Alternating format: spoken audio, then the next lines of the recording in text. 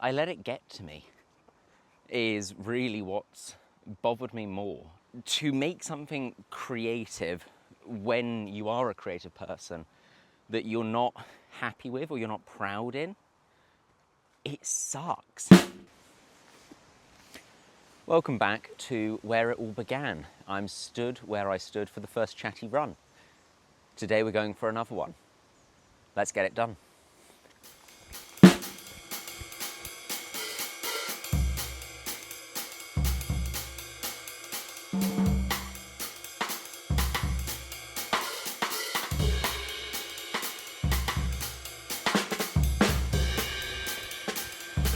What is the purpose of this video?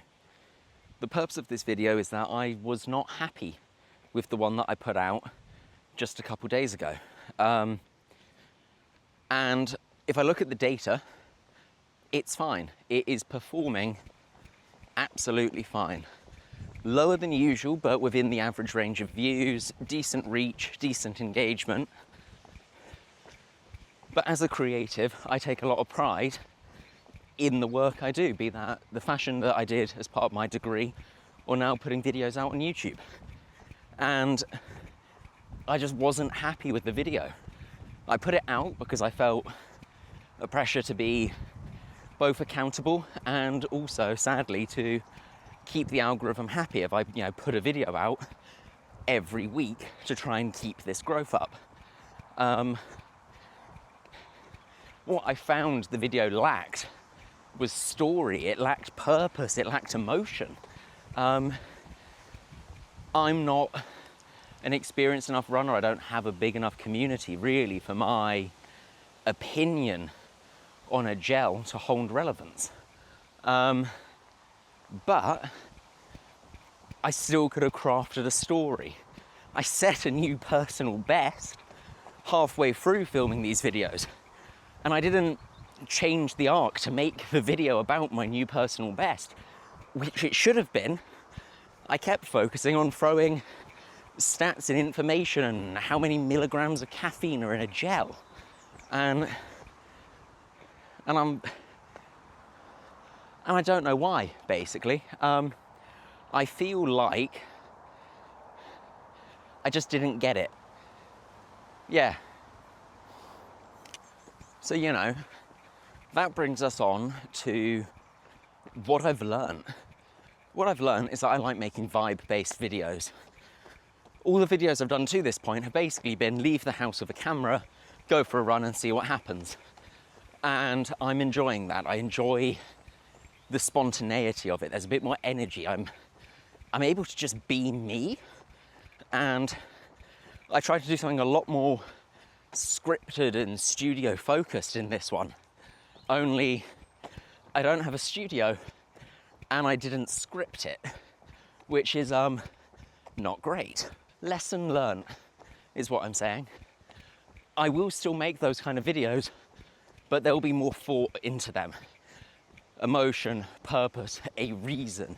If you want to know the stats, you can look at a website. I need to remember to be me, not just regurgitating information.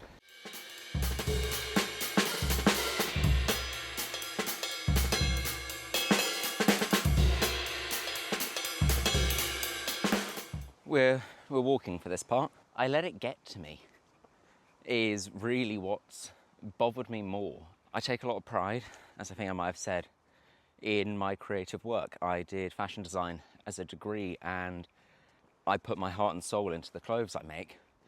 And I've tried to bring that same energy across into filmmaking, which is a hobby of mine at the moment. And to make something creative when you are a creative person that you're not happy with or you're not proud in, it sucks. The video performs fine. It's got average views. It's got better reach than a lot of my videos, but that's not how I'm measuring the success of it. I'm not happy with it. I think it could have been so much better, and then the thing that I've had to take a step back from is that in watching the analytics, in not being happy with the video but putting it out there anyway to appease an algorithm that wants weekly content, it took away some of the magic. And I also just want to make good videos, not just for myself, but if I think they're good, that's how I think you'll think they're good. And putting something out that you think's bad, thinking that everyone else is going to think it's bad, and then checking analytics charts every 2 hours,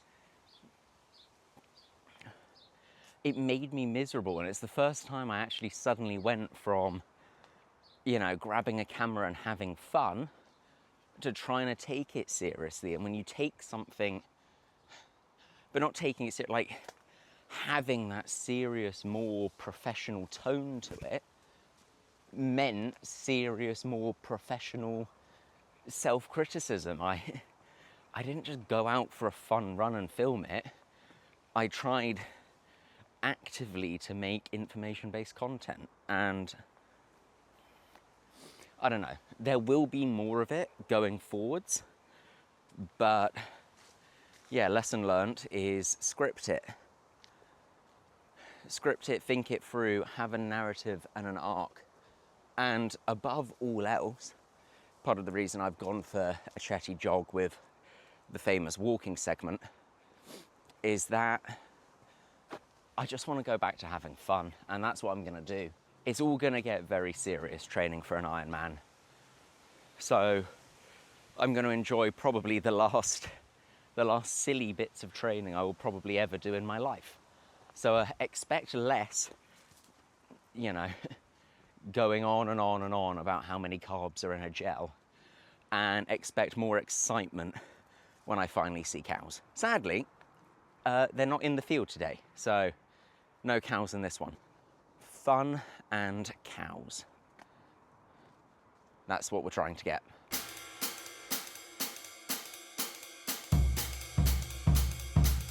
This is better. We've got the talky, boring bit out of the way. And now we're just running, baby.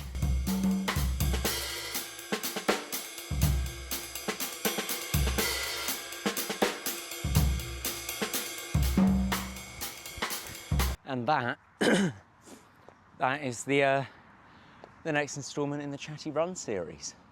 Stats there. I would like to thank you for joining me on this run, and I'll see you next time for a wedding. Bet you weren't expecting that.